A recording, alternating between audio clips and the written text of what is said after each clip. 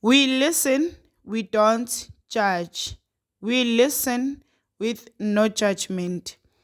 Indaba ka-Anonymous osibhalele namhlanje ifundeka kanje. Inyoka yami isifuna ukulala nami kuphela. Ngizalwa nobhuti bami ababili abadala kunami, bese kuba nosisi wami omncane kunami. Abazali bethu bebashadile kodwa ngelishwa ubaba sewandlula emhlabeni. Ngingasho nje ukuthi sikhulele ekhaya elifudumele, noma besingadli izambane likapondo, kodwa besingalali singadlile. Kanti futhi nasesikoleni besifana nje nezinye izingane. Abazali bebazama nje ngayo yonke indlela ukuthi sikhule kahle. Abobhuti bami laba abadala kunami basheshe baganwa bobabili. Noma nje ngebhadi lo omdala sowaphela umshado wakhe. Ubaba wandlula emhlabeni sengenza ugrade 11. Ngikhule ngingumuntu othanda kakhulu amabhizinisi. Empilweni yami nje ngangingaziboni ngisebenzela umlungu. Alikho ibhizinisi engingakaze ngilizame. Amanye bawaphumelela, amanye aphinde angaphumeleli. Kwathi nje ekuhambeni kweminyaka ngaze ngagcina sengingena kulomkhakha wamabhizinisi wamathenda.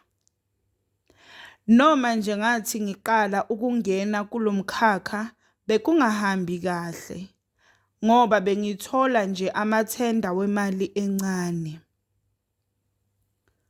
Ngokuhamba ke kwendlela yawo lomkhakha ngaze ngahlangana nabantu abangibonisayo ukuthi kuze izinto zami ziqhakaze kulomkhakha kuzomela ngisukume. Ngaqala nami ke ngahamba izinyanga ngizama usizo kodwa lutho ukulithola. Kunokuthi kulunge bekuvele kubhede kakhulu. Ngaze ngahlangana nenye nje insizwa.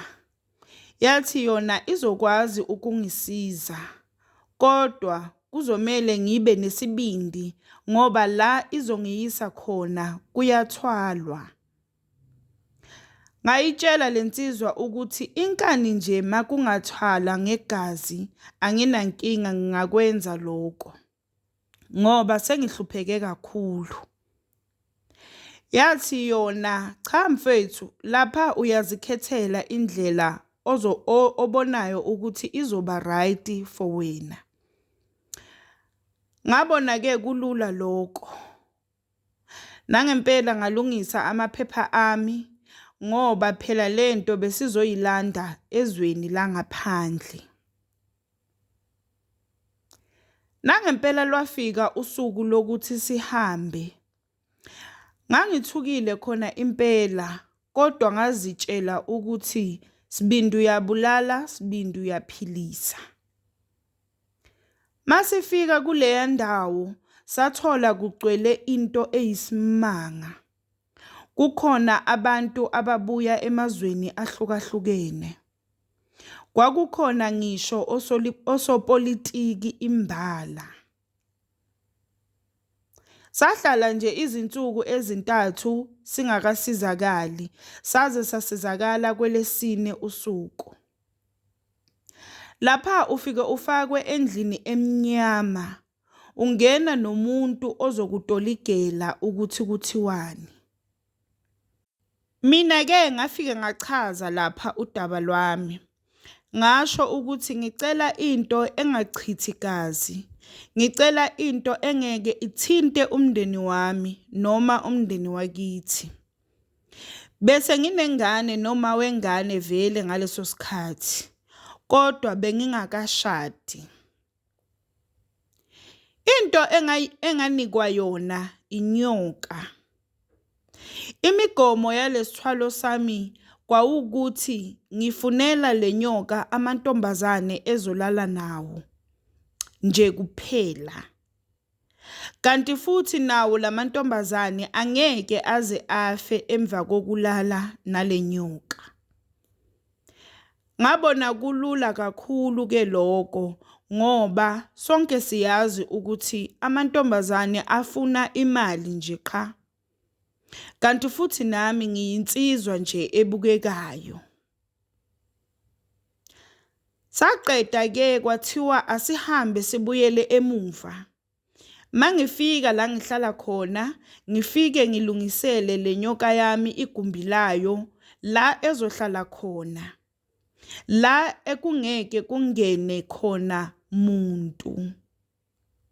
Ngizothi mase ngiqedile bese ngiyayibiza.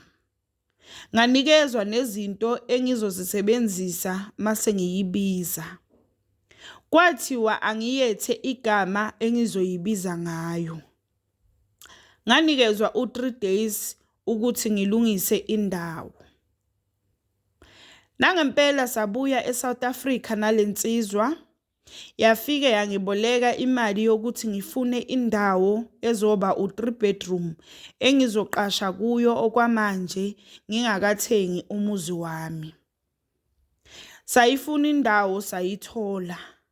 Nakhona indawo kwakumele ibe sesilungwini, hayi nje noma ikuphi.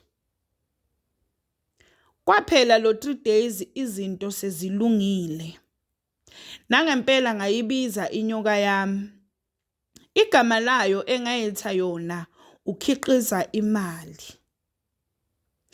Inyoka yami le angikwazi ukuyibona, kodwa ngiyakwazi ukuyizwa mayikhuluma. Kanti futhi ngiyakwazi ukuyizwa mayikhona eduze kwami. Akuphelanga neviki afikile ukhiqiza, waqala umsebenzi.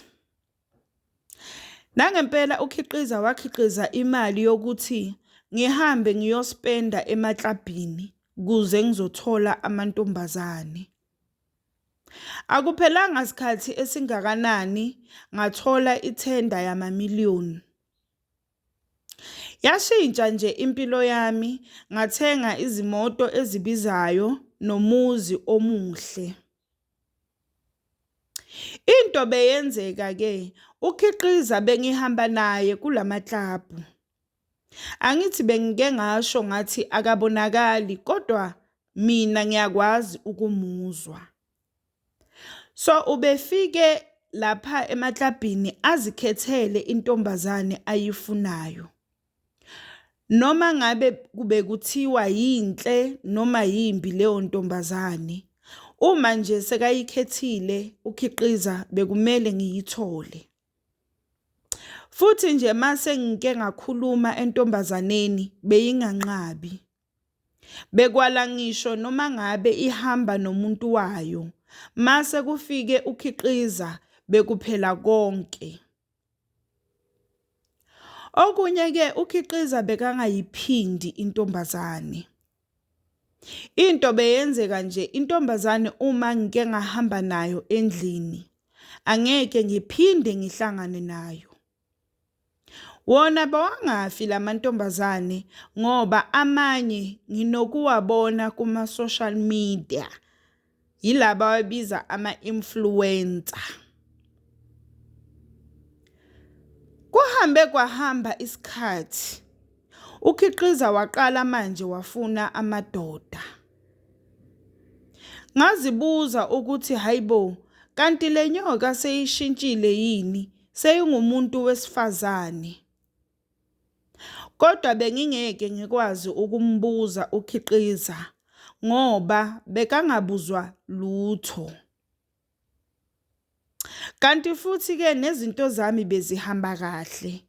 Imali beyithi baba enganeni. Nomndeni wakithi uphila kahle, kanti futhi uphelele.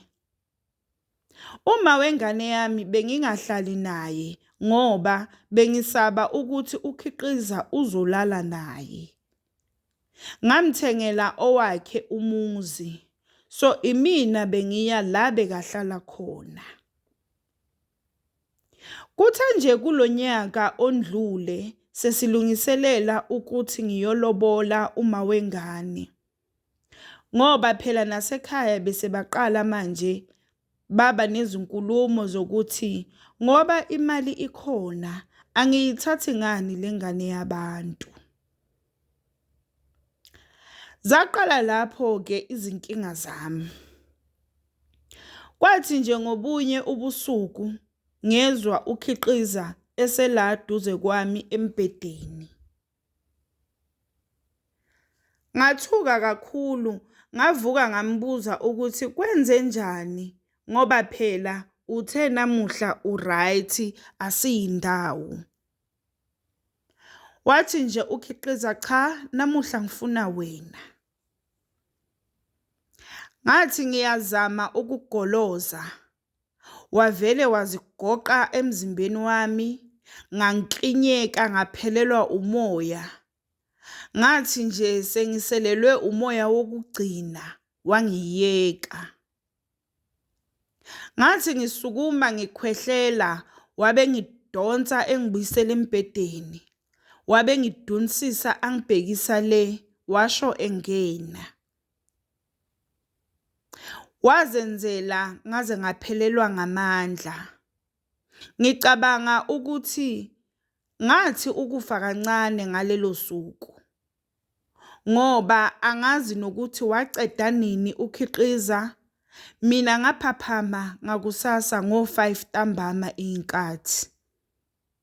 Ngavuka ngingakhoni nokwenza lutho. Ngangingakwazi ngisho nokuhamba. Umama lo ongisebenzelayo wayengilethela yonke into engiyidingayo ngisembhedeni. Ngathatha ifoni ngafonela lensizwa eyayingiyise lapha ngiyolanda khona lento. Ngayichazela yavele yathi nayo isiphila leyo mpilo. Kunodokotela akazomuthumela ozongisiza. Ngambuza ukuthi kodwa ndoda ubungangitsheli ngani. Yathi yona cha akuvumelekile ukuthi utshele umuntu ngento engakafiki kuyo. Kusukela ngalelo langa ukhiqiza akaphindanga wafuna ukulala nomunye umuntu. Ufuna mina kuphela. Ngendlela esengimosheke ngayo ngemuva sengize ngifaka ngisho iPampers.